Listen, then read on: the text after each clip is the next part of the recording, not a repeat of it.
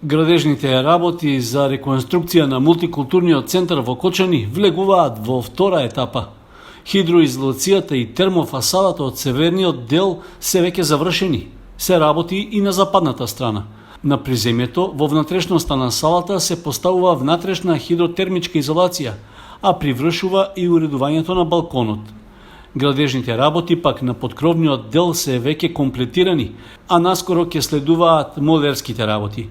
Објектот веќе доби нова водоводна канализацијска и електрична инсталација, како и нова ПВЦ столарија.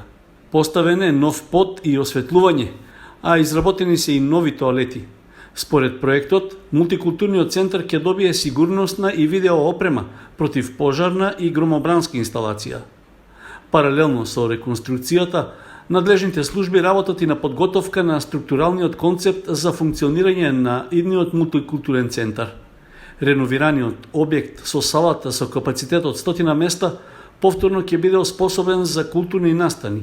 Мултикултурниот центар е замислен како катче на творци и креативци со изложбен дел за експонати од културно-историско значење. Според примерот на европските искуства, овој центар треба да создаде можност за развој на предприемачкиот дух преку модели и форми за пренесување знаења за развој и за поддршка на бизнис идеи уште од нивниот зародиш.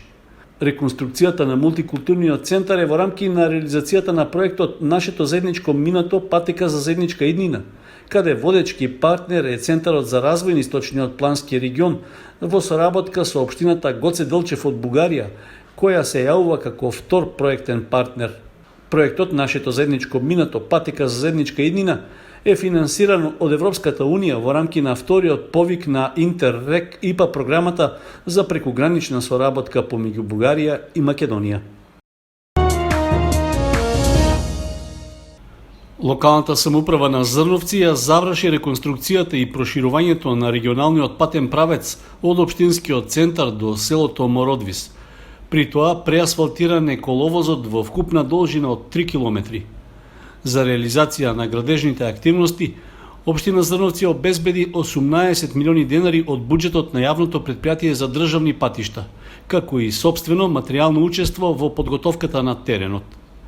Досегашната ширина на оваа делница на патот беше 3,5 метри, а со реконструкцијата е обезбедено проширување на коловозот од 5 метри на потегот од селото Мородвис до погонот на Руен. Поради специфичноста на теренот и веќе изградените објекти, проширувањето до општинската зграда во Зрновци е за уште половина метар. Ефикасната и сигурна патна инфраструктура треба да ја олесни и поттикне мобилноста на граѓаните како и на стоките во општината и регионот, а се обезбедува и надминување на ограниченоста на локалните пазари и создавање услови за порамномерен регионален развој, истакна градоначалникот на Зрновци Блаже Станков. Реконструираната делница е во рамки на регионалниот пат од Виница до Карбинци, чија дефинирана ширина е 4 метри. Локалната самоуправа на Зрновци преку донација од компанијата Механика обезбеди над 2000 кубни метри камен тампон.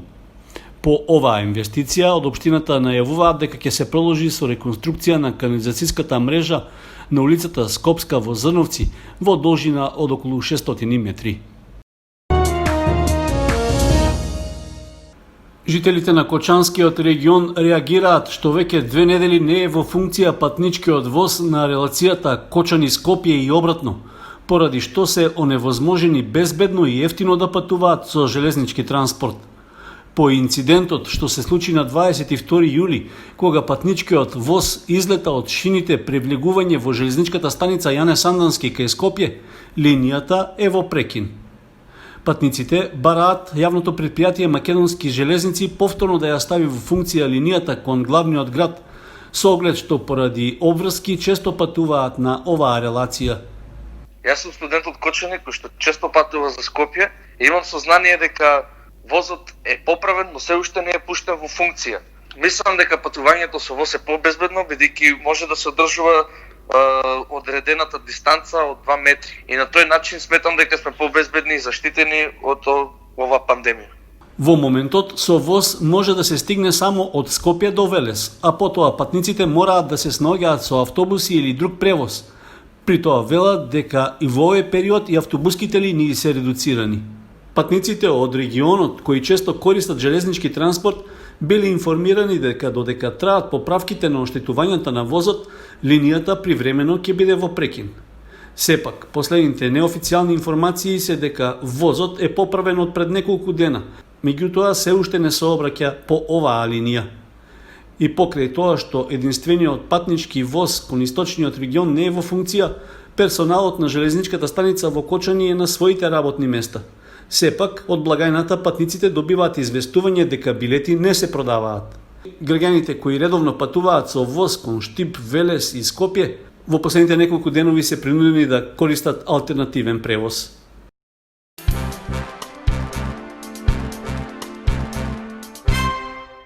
Пријавувањето на студентите за новата студиска година на Универзитетот Гоце Делчев може да се прави и електронски преку интернет. Ваквата опција им е овозможена за да се избегнат непотребните гужви и да се олесни целата постапка, особено во услови на епидемија од коронавирусот. Пријавувањето трае 1 месец, а во изминатиот период, откако е овозможена ваквата опција, пријава поднеле околу 500 кандидати. Сите кандидати може да влезат, да направат свој профил, да ги внесат своите основни податоци, да ги внесат оценките и мора да напоменам дека може да го направат и плаќањето онлайн. Се тоа го правиме, значи да не се изложуваат на непотребни ризици, туку да влезат во системот и да ги направат сите чекори таму. Понатаму следува вториот чекор кој што е многу важен и сакам да потенцирам да го искористат кандидатите, а тоа е да ни ги достават документите во текот на летниот период. Имаме организирано места во сите центри наши во Скопје, во Кавадарци, во Струмица, во Штипи, да ги достават документите. Има дефинирано термини, може да ги проверат на нашата интернет страна. Слободни места за запишување засега има на сите факултети на Штипскиот универзитет. По завршувањето на рокот за пријавување ќе се направи анализа за тоа каде имало најголем интерес. Постои нели секако некој интерес поголем за некои насоки, за некои факултети, но кандидатите нека ги погледнат сите студиски програми на нашиот сајт, нека се решат, нека се определат на еден од 12 факултети и 3 академии на Универзитет Гоце Делчев. Заради недостиг од кадри за изучување на мајчиниот јазик, за прв пат годинава Универзитетот од Штип ќе им даде финансиска поддршка на студентите кои ќе студираат на филолошкиот факултет. Всушност, сите бруцуши кои ќе го изучуваат македонскиот јазик ќе бидат целосно ослободени од плаќање партиципација за запишување. Според објавениот конкурс за упис на студиската 2020-2021 година на Универзитетот Гоце Делчев во Штип има вкупно 3080 слободни места. Песните Сенка и Измама на поетесата Љубинка Давидовска од Кочани годинава се вклучени во второто издание на светската антологија на поезијата, како проект што го реализира агенцијата Хемелс & Хансен Art Production од Холандија. Со тоа, за прв пат и македонската поезија е застапена на еден од најмасовните поетски конкурси, на кој оваа година имало учесници од над 100 држави, а творештвото на Давидовска се најде меѓу 30-те најдобри.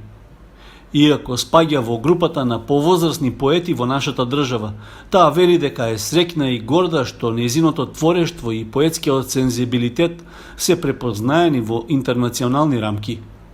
Јас сум застапена со 2 песни кои се преведени на англиски и се разбира на македонски. Песните се на слободна тема, мислам, меѓу многу повеќе од светот поети, сум влезена во кругот на 30-те добитници да бидат застапени во таа светска антологија, што сепак сум горда што и јас сум влегла во тие 30 поети. Чувствата човека го натеруваат да мисли на убави работи, тогаш наидуваат сите нешта што можат да се напишат на хартија и да се објават.